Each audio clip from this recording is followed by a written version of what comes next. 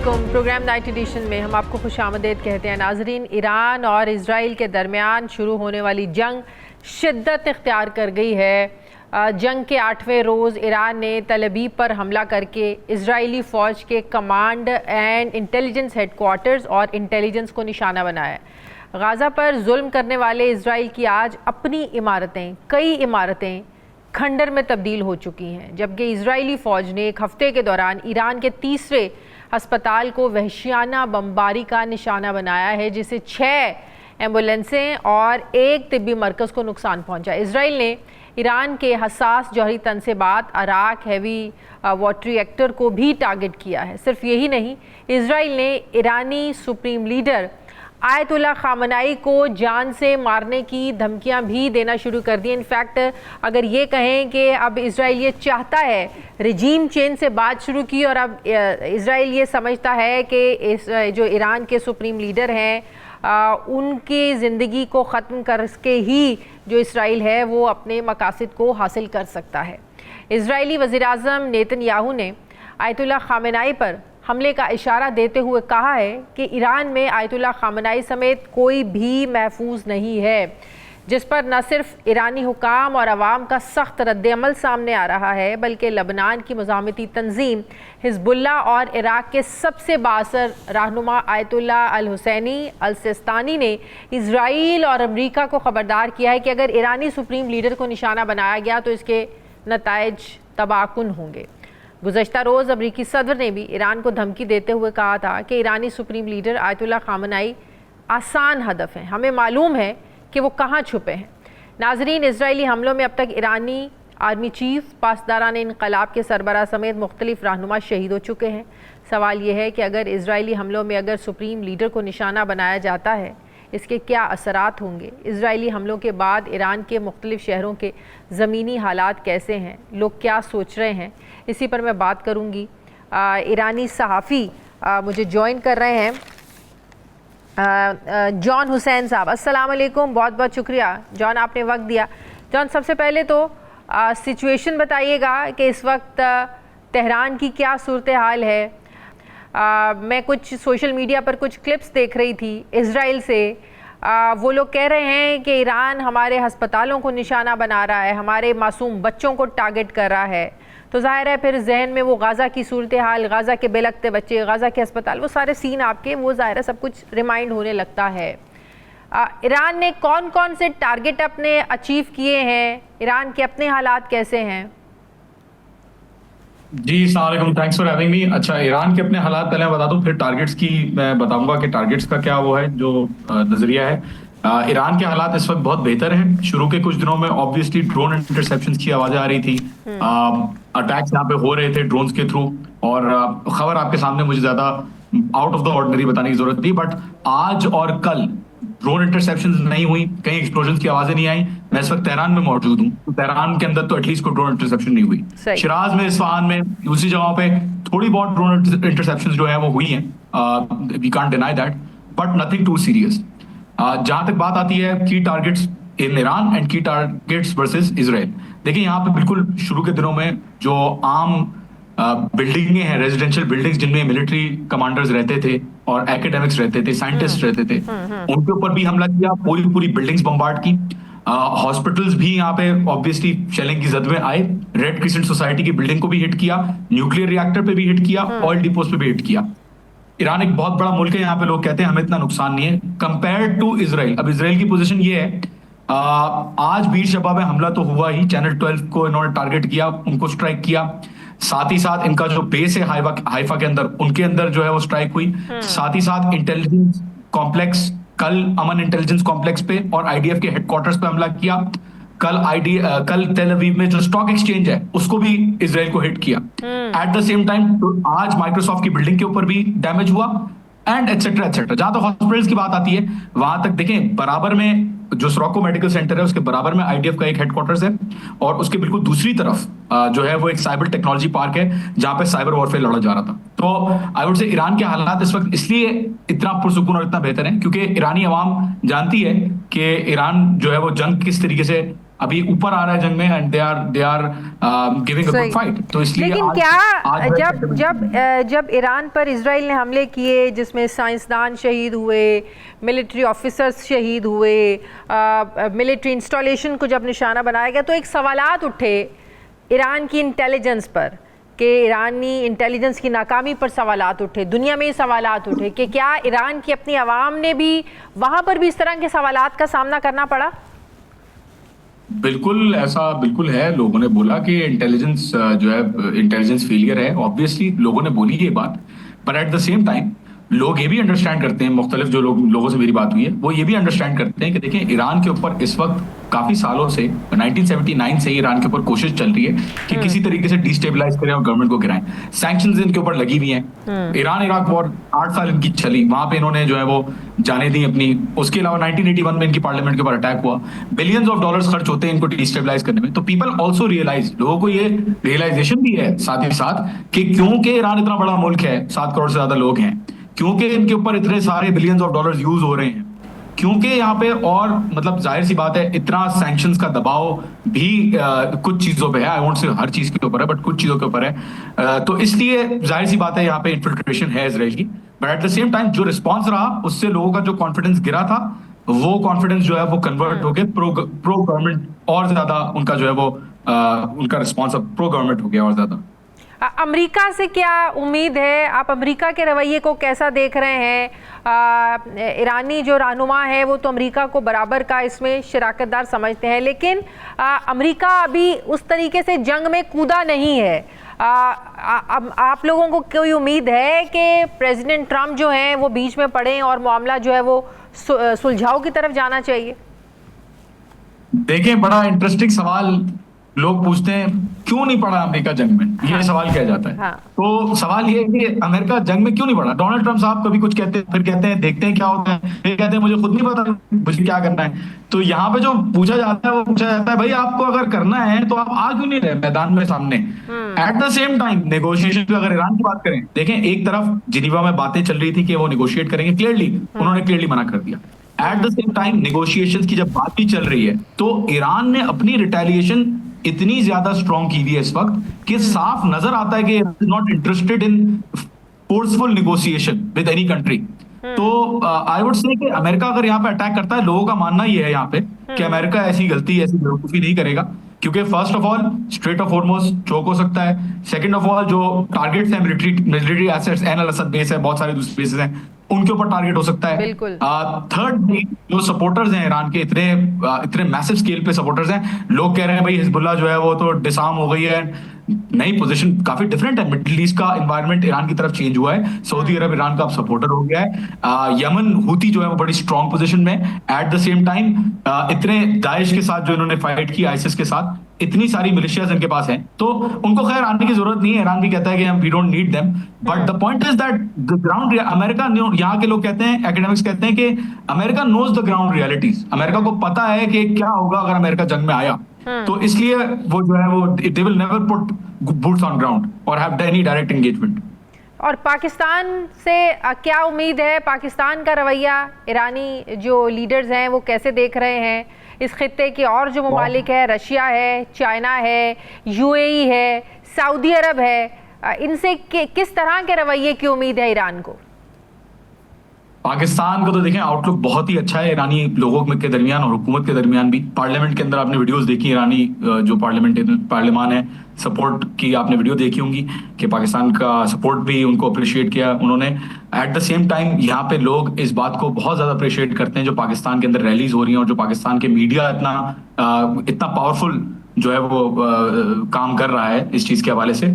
और 2 मुल्क है दुनिया के जो ऑफिशियली अपने पासपोर्ट के ऊपर जिन्होंने लिखा हुआ है कि this passport is valid for all countries except for Israel, बल्कि ईरान ने तो इतना तक लिखा हुआ है कि this passport is not valid for occupied Palestinian territories. तो खैर जो भी है, बट 2 पासपोर्ट्स हैं जो इजराइल को क्लियरली खड़े हुए, जी, पाकिस्तान और ईरान। तो ईरानी जो है वो बहुत ज्यादा सपोर्ट में पाकिस्तान के, and they really appreciate the support. मुझे भी बहुत अच्छा वेलकमिंग रिस्पांस मिलता है जब भी मैं किसी से बात करता हूँ या खबर लेने की कोशिश करता हूँ, तो I think it's very good. ठीक है, बहुत बहुत शुक्रिया जॉन हुसैन, सहाफ़ी, ईरानी सहाफ़ी मेरे साथ है। बहुत शुक्रिया, आपने वक्त दिया। मुझे ब्रेक लेनी है नाज़रीन, वापस आते हैं एक छोटे से वक्फे के बाद।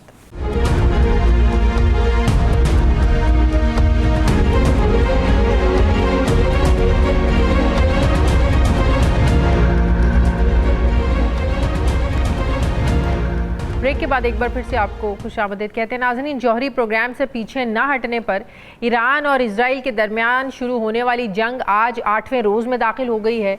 इजराइल का ख्याल था कि शायद ईरान 2-3 दिन भी जो है वो जंग नहीं लड़ सकेगा, मगर ईरान न सिर्फ इजराइल की आंखों में आंखें डालकर डटकर हमले कर रहा है, बल्कि हर अगला हमला पहले से बड़ा और ज़्यादा इफ़ेक्टिव कर रहा है। शायद यही वजह है कि अब इजराइल को अमेरिका की मदद की ज़रूरत पड़ रही है और उसने अमेरिका को इस जंग में शामिल करने के लिए उकसाना शुरू कर दिया है। इजरायली वज़ीर आज़म नेतन्याहू का मानना है कि अगर आज तल अवीव निशाने पर है तो कल न्यूयॉर्क भी हो सकता है। क्या कहा नेतन्याहू ने, ज़रा देखिए। I understand America first. I don't understand America dead. That's what these people want. They chant death to America. So we're doing something that is in the service of mankind, of humanity, and it's a battle of good against evil. America should and does stand with the good. That's what President Trump is doing, and I deeply appreciate his support. Netanyahu का ये बयान एक तरफ, मगर white house की तर्जुमान का ये मानना है कि अमेरिकी सदर डोनाल्ड ट्रंप ईरान से मुतालिक हतमी फैसला अगले 2 हफ्तों में जो है वो करेंगे। ऐसे में सवाल ये है कि क्या अमेरिका बराह रास्त ईरान इजराइल जंग में शामिल होगा या नहीं होगा, क्योंकि इजरायली वज़ीर आज़म नेतन्याहू ने ईरान के फर्दो न्यूक्लियर प्लांट को भी तबाह करने का वो ऐलान कर चुके हैं। फर्दो न्यूक्लियर प्लांट ईरान के जौहरी प्रोग्राम का सेंटर है, मरकज़ है। ये प्लांट पहाड़ के अंदर 300 फुट गहराई में है, जिसे तबाह करने के लिए इजराइल के पास तो कुछ नहीं, मगर अमेरिका के पास बंकर बस्टर बम ज़रूर मौजूद है जो लगभग 30,000 पाउंड वजनी है। इजराइल का अपना मीडिया ये कह रहा है, उनका अपना मीडिया ये बात कर रहा है कि इजराइल अकेले इस प्लांट को तबाह नहीं कर सकता, इसलिए अमेरिका की जो मदद है वो ज़रूरी है। इजराइल ने फर्दो न्यूक्लियर प्लांट को तबाह करने के लिए अमेरिका से मदद का मुतालबा किया है। इजरायली वज़ीर आज़म नेतन्याहू का मानना है कि वो फर्दो साइट को तबाह किए बगैर हमले नहीं रोकेंगे। मतलब ये है कि जब तक ईरान का जो मिसाइल प्रोग्राम है उसको ये ख़त्म नहीं कर लेते, उसको निशाना नहीं बना लेते, तब तक इजराइल हमले जारी रखेगा। लेकिन अमरीकी अखबार न्यूयॉर्क टाइम्स ने अपनी एक रिपोर्ट में कहा है कि अगर अमेरिका जंग शुरू करता है या जंग में मतलब कि शरीक होता है तो बात बढ़ सकती है। ईरान पहले ही अमेरिका को वार्न कर चुका है कि अगर अमेरिका ने ईरान पर हमला किया तो ईरान खित्ते में मौजूद जो अमरीकी अड्डे हैं उनको निशाना बनाएगा। आपको ये सुन के हैरानी होगी नाज़रीन कि मशरिक़ वुस्ता में अमेरिका की 20 से ज़ायद मिलिट्री बेसिस हैं। जी हाँ, 20 से ज़ायद मिलिट्री बेसिस हैं जहां 50,000 से ज़ायद अमरीकी फ़ौजी मौजूद हैं। अमरीकी इंटेलिजेंस का यह भी मानना है कि अगर अमरीका फर्दो साइट को टारगेट करता है तो ईरान एटम बम बनाने से फिर भी पीछे नहीं हटेगा। शायद यही वजह है कि बरतानवी वज़ीर आज़म केयर स्टार्मर ने भी डोनाल्ड ट्रंप को ठंडे दिमाग से सोचने का कहा है, जबकि चाइना, रशिया के साथ जो है वो अक़वाम मुत्तहिदा की सलामती काउंसिल ने भी आज ईरान इजराइल से जंग बंदी का मुतालबा किया है। सवाल ये है कि क्या अमेरिका बराह रास्त इस जंग में कूद सकता है? क्या अमेरिका इजराइल को बंकर बस्टर बम दे सकता है? और अगर ऐसा होता है तो खित्ते में इसके क्या असरात होंगे? मैं बात करूंगी इसी पर। दिफाई तज्ज़ियाकार मुझे ज्वाइन कर रहे हैं ब्रिगेडियर रिटायर्ड नवाजिश अली साहब। अस्सलाम वालेकुम, बहुत बहुत शुक्रिया ब्रिगेडियर साहब, आपने वक्त दिया। ब्रिगेडियर साहब, ईरान इजराइल जंग जो है वो इस नुक्ते पर फैलती हुई लग रही है, क्योंकि इजराइल के दिमाग में ये चीज़ बैठ चुकी है कि जब तक अब वो ईरान के एटमी प्रोग्राम को हिट नहीं कर लेता, वो ख़त्म नहीं कर लेता, वो चैन से नहीं बैठेगा, हमले जारी रहेंगे। क्या ये सोच जो है, आपको लगता है कि ये ईरान को अपने जो उनका एक इरादा है उसे पीछे हटने पर मजबूर कर सकती है? थैंक यू वेरी मच जी, आपने मुझे मौका दिया इस पे बात करने का। इससे पहले कि मैंने आपके क्वेश्चन का जवाब दूं, मुझे जो सेंटेंस आखिर में बोलना चाहिए था, कंक्लूडिंग रिमार्क्स, वो मैं उस अपने बातचीत की इब्तिदा उसी से करूंगा कि a stable Iran is in the best interest of Pakistan. Pakistan और ईरान के जिस तरह के भी रिलेशन रहे हैं, पाकिस्तान और ईरान के रिलेशंस जो हैं ना तो पिछले 70 ईयर में हॉस्टाइल रहे हैं, थोड़े बहुत कॉन्फ्लिक्ट चलते रहे हैं, और ना ही बहुत ज़्यादा फ्रेंडली रहे हैं। ईरान जो है वो it had best relations with India. लेकिन all said and done, a stable Iran is in the best interest of Pakistan. उसमें जिस तरह की भी गवर्नमेंट हो, खामनाई की गवर्नमेंट हो या शाह ऑफ ईरान की हो, या खामनाई की अभी जो एज है, he is about 86 years old, और there is going to be a regime change. तो उसमें भी है कि हमारी जो ख्वाहिश है, पाकिस्तान की जो फॉरेन पॉलिसी होनी चाहिए वो ईरान में स्टेबिलिटी लाने की होनी चाहिए। दूसरी जो आपने बात की है कि आपका ये क्वेश्चन जो है कि यूनाइटेड स्टेट ऑफ अमेरिका जंग में शामिल हो जाएगा, इस वक्त मिड इंटेंसिटी कॉन्फ्लिक्ट चल रहा है। I repeat, mid intensity conflict चल रहा है। और ये कहना कि जी अमेरिका इस जंग में शामिल नहीं है, ये सिर्फ लिखने की बातें हैं। तो आप ये कह रहे हैं कि इसका ये मतलब नहीं है। हाँ, हम ये अगर कोई ये सोच रहा है कि अमेरिका इस जंग में शामिल नहीं है तो वो गलत सोच रहा है। वो गलत नहीं, ये जो है, ये मैंने बहुत से टीवी चैनल्स पे देखा है, ये फिक्रा बोलना हमें बंद कर देना चाहिए। We should put a ban on this sentence on the media. Israel is nothing but one of the states of United States of America. Now, अभी आपके दूसरे क्वेश्चन की तरफ आते हुए कि ये जो बंकर बस्टर ड्रिल है और ये जो न्यूक्लियर कैपेबिलिटी है, ये इस कॉन्फ्लिक्ट को ख़त्म नहीं कर सकती। देखिए, ईरान के मिलिट्री पोटेंशियल इतने नहीं है कि वो अमेरिका के साथ ऑल आउट वॉर लड़ सके। बिल्कुल बिल्कुल। ये एक मिड इंटेंसिटी कॉन्फ्लिक्ट कंटिन्यू रहेगा, जिस तरह यूक्रेन और रशिया के में कॉन्फ्लिक्ट चल रहा है। क्या रशिया के पास न्यूक्लियर बम नहीं है? क्या रशिया के पास एटम कैपेबिलिटी नहीं है? वो क्यों नहीं यूक्रेन को 4 दिन में फारग कर देता? यूक्रेन ने गिव अप किया तो आप देखें उसके साथ उस पर चढ़ाई कर दी। कजाफी के साथ क्या हुआ, फिर सदाम हुसैन के साथ क्या हुआ। तो ईरान के जहन में ये हिस्ट्री भी तो है कि गिव अप करेंगे तो उनका हाल भी वैसे ये खैर ये पॉलिटिकल हिस्ट्री जो है, ये जरा हर इशू सेपरेट डिस्कस करने वाला है। बहरहाल उसमें यह है कि अफगानिस्तान में स्टेबिलिटी नहीं ला सका यूनाइटेड स्टेट ऑफ अमेरिका। यानी उन्होंने पहले अफगान जिहाद किया। अमेरिका के अपने इंटरेस्ट हैं, यूनाइटेड स्टेट ऑफ अमेरिका के अपने वेस्टेड इंटरेस्ट हैं। पहले उन्होंने अफगान जिहाद किया, अपने अफगानिस्तान की बात की है 79 से लेके, फिर उन्होंने इराक ईरान वॉर लड़ी, फिर उन्होंने उसी के साथ फिर उन्होंने इसमें रशिया ने रजीम चेंज किया ईरान में। ईरान दुनिया का सबसे ज़्यादा शाह ऑफ ईरान के ज़माने में स्टेबल और प्रोग्रेसिव कंट्री था, लेकिन उन्होंने रशिया ने वो रजीम चेंज की और ये खामनी का रजीम लेके आया। लेकिन लेट्स टॉक ऑफ फ्यूचर ये है कि अगर ईरान को टोटली इनस्टेबल किया जाता है, और ईरान की भी मेरे ख्याल में ये सिचुएशन यही करना चाहते हैं जो कि इस वक्त अफगानिस्तान में है।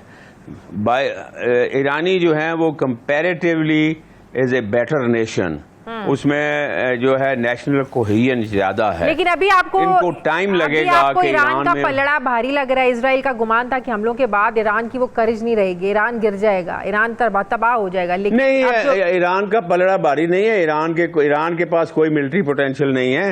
वो इसी तरह ही है। ईरान अभी ग्रेजुअली उसी मोड में चला जाएगा जिसमें अफगानिस्तान में ये अपना तालिबान और वो चले गए थे, और ऐसे लोगों को फतह हासिल नहीं कर सकते। इसको भी बहुत ब्लो अप नहीं करना चाहिए। हम ब्लो अप कर रहे हैं कि जी ईरान जो है वो न्यूक्लियर बम बना लेगा और जंग बंद हो जाएगी, और बाबा ऐसे नहीं होता है। ये nuclear is not it is not तोपखाने का गोला कि जी वो 1 या 2 या 10 तोपखाने के गोले बन जाएंगे, और it is a complete technology. इसकी एक्विजिशन है। अगर ईरान के पास ये पोटेंशियल होते तो अभी तक यूनाइटेड स्टेट ऑफ अमेरिका जो है नॉर्थ कोरिया की तरफ क्यों नहीं जाता? वो बहुत शुक्रिया नवाजिश अली साहब, ब्रिगेडियर नवाजिश अली, दिफाई तज्जियाकार मेरे साथ है। बहुत शुक्रिया, आपने वक्त दिया। मुझे ब्रेक लेने नाज़रीन, वापस आते हैं छोटे से वक्फे के बाद।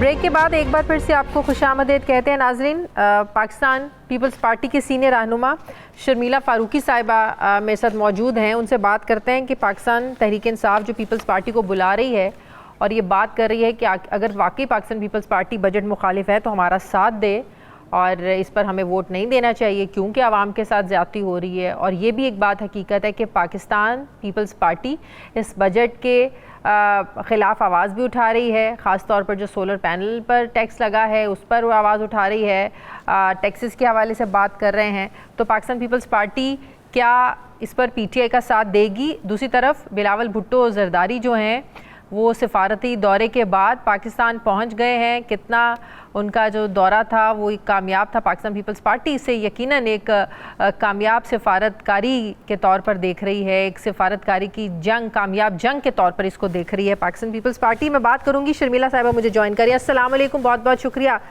शर्मिला साहिबा आपका। सबसे पहले चेयरमैन पाकिस्तान पीपल्स पार्टी बिलावल भुट्टो जरदारी साहब पाकिस्तान पहुंच गए हैं, उस दौरे के हवाले से आप कुछ हमारे साथ डिटेल्स शेयर करें, कैसा रहा उनका ये दौरा?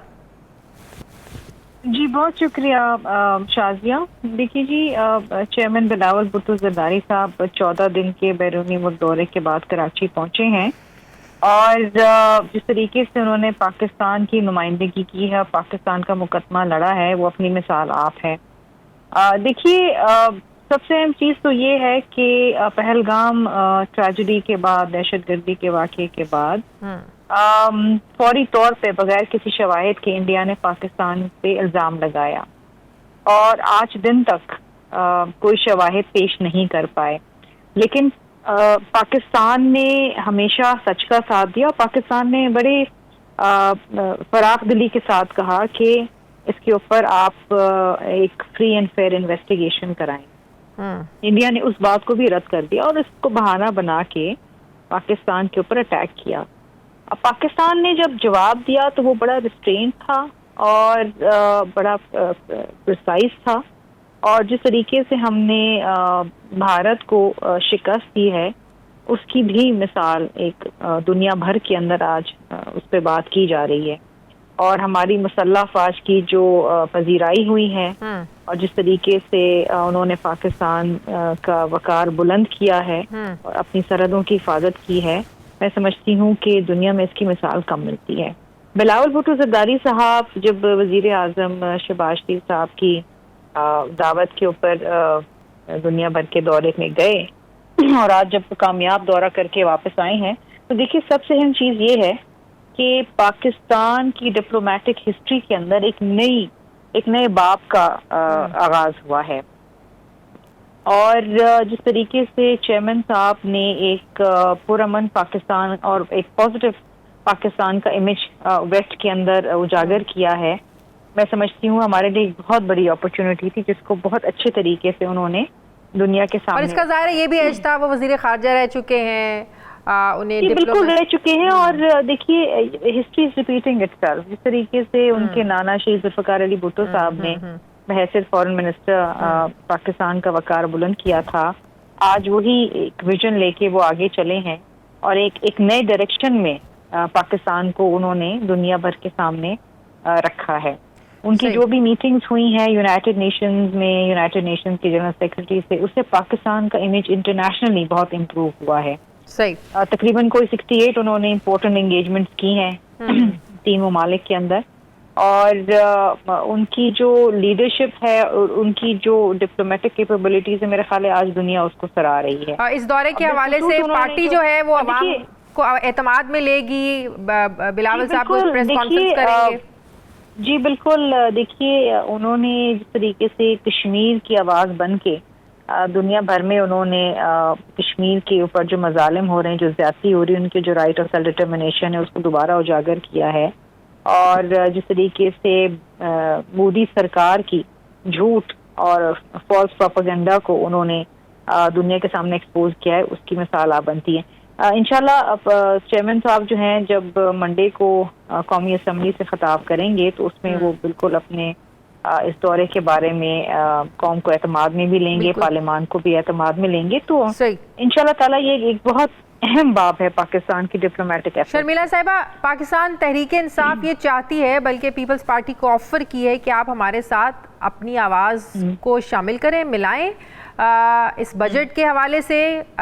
ये जो है अवाम दुश्मन बजट है, पाकिस्तान पीपल्स पार्टी भी वो कह रहे हैं कि आप लोग भी इस बजट को ज़ाहिर सपोर्ट नहीं कर रहे हैं, तनकीद कर रहे हैं। तो बेहतर यही है कि इस हुकूमत के खिलाफ आवाज़ उठाएं, इस आवाम की आवाज़ बने और दोनों जमातें मिल के जो हैं वो बाहर निकलें, आवाम के लिए आवाज़ उठाएं।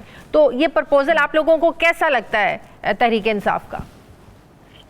देखिए जी, हाँ, हम पार्लिमानी जमात हैं, पार्लियामान के अंदर हैं और हमारा जो भी काम होना है वो पार्लियामान के अंदर रह के होना है। हाँ। बाहर बेशक हम आवाज उठाएं, बाहर बेशक हम इस बात के ऊपर फोर्सफुली बात करें, लेकिन जो असल डिफरेंस आना है अगर जो हम पार्लियामान में बैठ के करेंगे। देखिए इस वक्त पीपल्स पार्टी जो है वो सेनेट की कायमा कमेटी बराए खजाना और नेशनल असेंबली की कायमा कमेटी बराए खजाना, जिसकी मैं भी मेंबर हूँ, वहाँ बैठ के भरपूर आवाज उठा रही है। और जो जो इश्यूज जो अवाम के खिलाफ जा रहे हैं उसके ऊपर हमने एक स्टैंड भी लिया हुआ है क्योंकि ये वो फोरम है जहां पर हम रिकमेंडेशन भी दे सकते हैं, जहां पर हम क्लॉजेस को रिजेक्ट भी कर सकते हैं। वो बात बिल्कुल ठीक है, लेकिन ऑपोजिशन ये कहती है कि अगर वाकई जेन्युइनली इख्तलाफ है तो वोट क्यों देते हैं, वोट ना दें फिर इस वोट बजट। देखिए जी, हमें इख्तलाफ था कि सोलर पैनल्स के ऊपर 18% टैक्स लगा है, जो कि पाकिस्तान की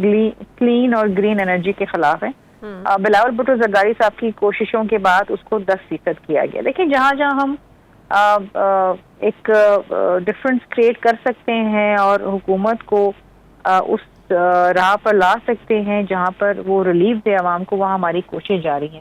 इसी तरीके से आपने देखा होगा कि जो एफबीआर को अरेस्ट के वारंट दिए जा रहे थे उसके अंदर हम अमेंडमेंट्स लेकर आए हैं और हमने उसको जो एक कंज्यूमर है, जो एक टैक्स पेयर है, उसको तहफ़्फ़ुज़ देने के लिए हमने उसके अंदर भी अमेंडमेंट्स दी हैं और जिसपे हुकूमत राजी हुई है।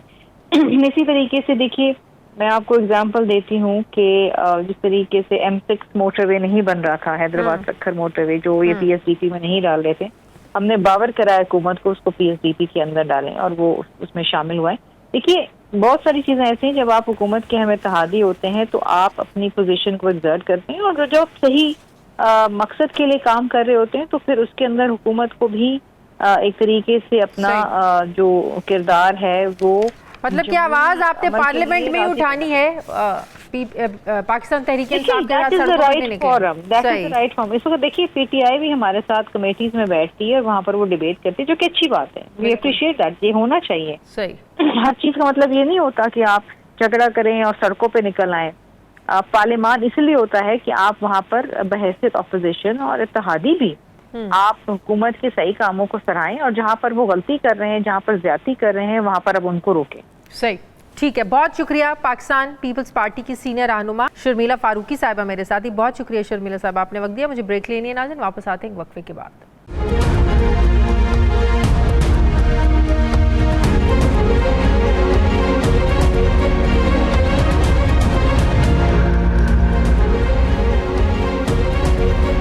ब्रेक के बाद एक बार फिर से आपको खुशामदीद कहते हैं नाजरीन। पाकिस्तान और इंडिया की जो जंग थी, उस जंग का पाकिस्तानी सियासत पर बड़ा एक इम्पैक्ट पड़ा था। ये जंग पाकिस्तान में सियासी मकबूलियत का हमने देखा एक टर्निंग पॉइंट भी साबित हुई। जो तहरीक इंसाफ हुकूमत पर चढ़ाई करने के प्लान बना रही थी, एहतजाजी तहरीक की बातें कर रही थी, अब वो उसको डिले में डालती जा रही है। अब आखिरी खबर के मुताबिक एहतजाजी जो तहरीक है वो डिले हो चुकी है 2 हफ्ते तक।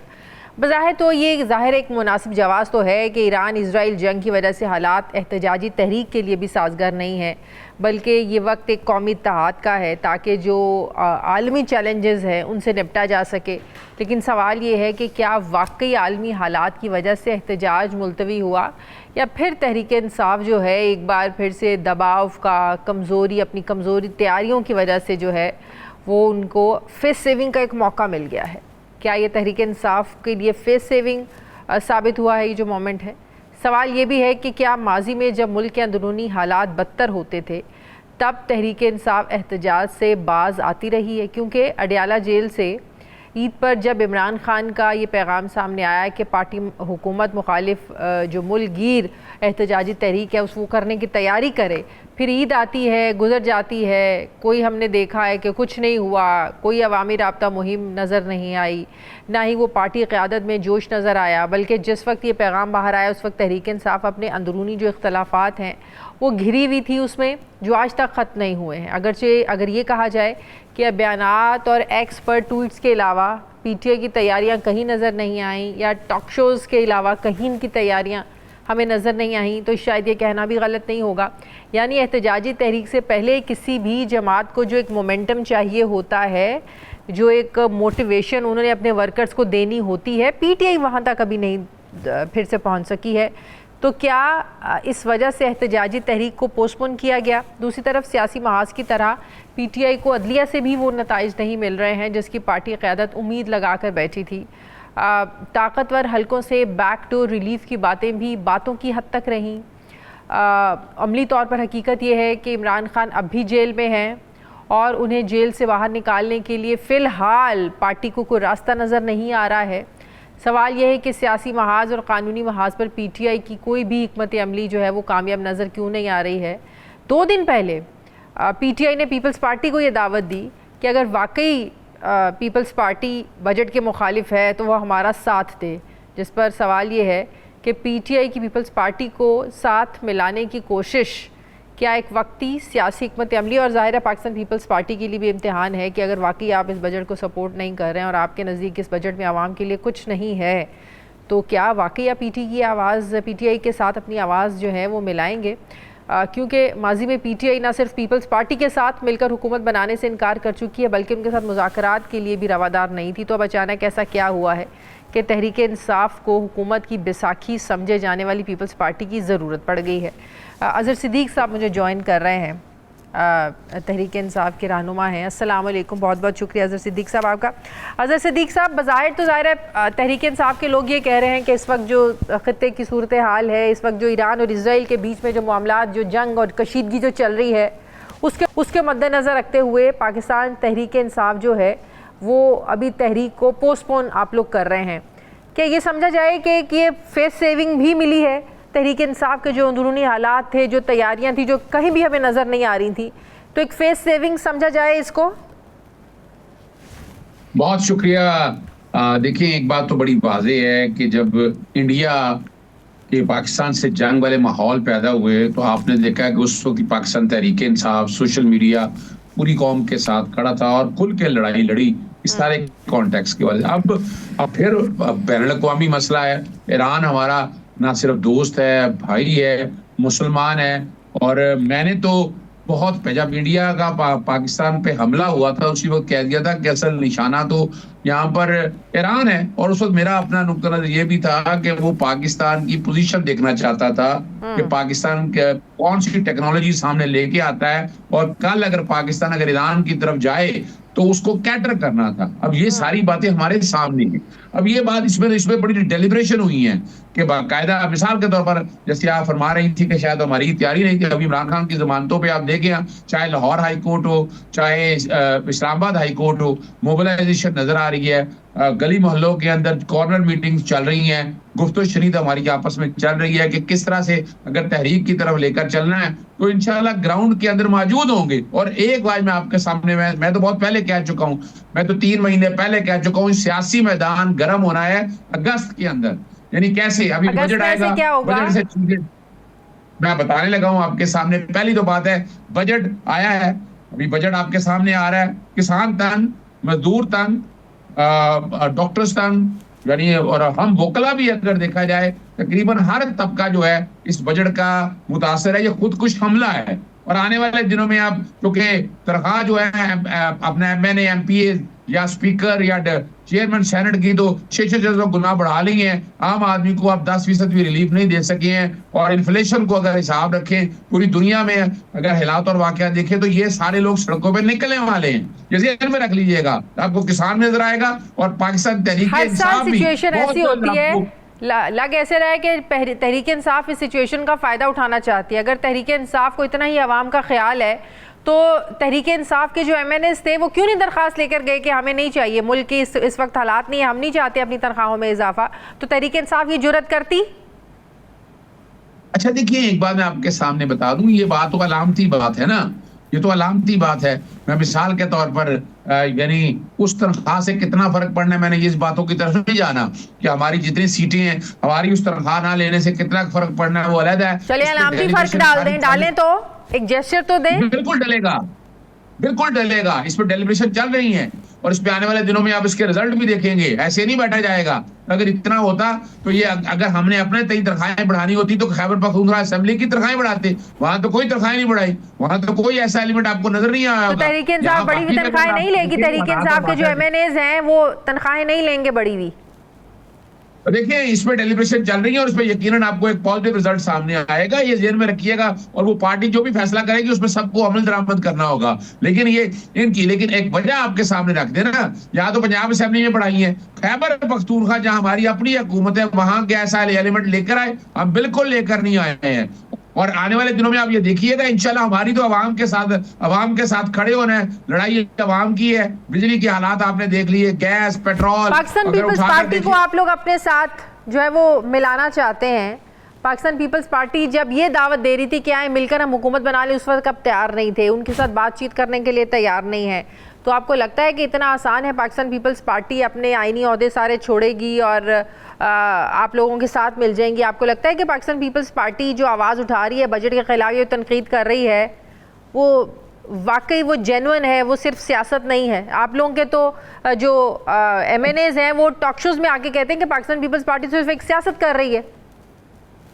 देखिए एक बात तो अपनी जगह है, पाकिस्तानी सियासत में अगर आप देखें पिछले 75 सालों से अब यही सियासत तो देखते आ रहे हैं ना। मिसाक के जमहूरियत, हम पेट फाड़ के करप्शन निकालेंगे, ये सारा कुछ आप सुनते रहे हैं ना, और वो सारे इकट्ठे बैठे हुए हैं। और इन हालात में देखा जाए पाकिस्तान पीपल्स पार्टी को फैसला करना है, अवाम में फेस नहीं कर पा रहे हैं, आए नहीं होते जहां तक उनके मसले आए। सदर को तो दो अक्सरियत से इम्पीचमेंट के अलावा आप हटा नहीं सकते हैं, गवर्नर आप ले सकते हैं, ये पीपल्स पार्टी को फैसला करना है। और जहां तक मेरी जात के हवाले से बात है, मैंने तो पाकिस्तान पीपल्स पार्टी से हुकूमत बनाने की हमायत की थी। मैंने तो कहा था कि आपको कौमी असेंबली के अंदर पीपल्स पार्टी के साथ मिलकर हुकूमत बनानी चाहिए। मेरे टीवी चैनल्स के ऊपर प्रोग्राम और ये सारी बातें, बल्कि मैंने तो इमरान खान साहब से भी ये बात की थी। लेकिन जो कि वो एक नुकता हाई मॉरल स्टैंडर्ड में देख रहे हैं, पार्टी के फैसले इमरान खान साहब ने करने हैं, ये पॉलिटिकल सोच या एक थिंकिंग के तौर पर सामने रखी थी। लेकिन वो असूलों की सियासत करना चाह रहे थे। वो चाह रहे थे ऐसे लोग, यानी इन्होंने ऑपरेशन रजीम चेंज में साथ दिया और ये सारा जो निजाम पाकिस्तान का यार धड़म तख्ते की तरफ लेके आए, तो पीपल्स पार्टी बराबर की कसूरवार है। और पीपल्स पार्टी के पास टाइम है कि अपने आप को साबित करे कि वो अवाम के साथ खड़ी है। यानी हमें पता है कि कल जहां से हुक्म आना है, तो आप कह रहे हैं कि पीपल्स पार्टी बजट में वोट ना दे और जाहिर है बजट नहीं पास होगा तो हुकूमत तो धड़म से गई, तो ये इतना आसान है पाकिस्तान पीपल्स पार्टी करेगी? आप तो खेलने को चांद मांग रहे हैं, ऐसी ख्वाहिश है आपकी? देखिए एक बात, ये तो असूलों की बात है। अगर अवाम के साथ प्यार है, एक्सपोज तो हो चुके हैं ना, 3-3.5 साल के अंदर बता दे कोई बहुत बड़ा माइलस्टोन अचीव किया हो करप्शन में, कोई एक केस बता दे वहां सिवाय इमरान खान के अलावा, कोई और आप बता दें कि जनाब इन्होंने कोई बहुत बड़ा तीर मारा हो, ऐसी चीज तो आपके सामने कोई है नहीं ना। बहुत शुक्रिया अजहर सिद्दीक साहब मेरे साथ थे, आपने वक्त दिया। नाज़रीन प्रोग्राम का वक्त खत्म हो गया, फीडबैक दें, अपना ख्याल रखें, मुझे इजाज़त दें, अल्लाह हाफ़िज़।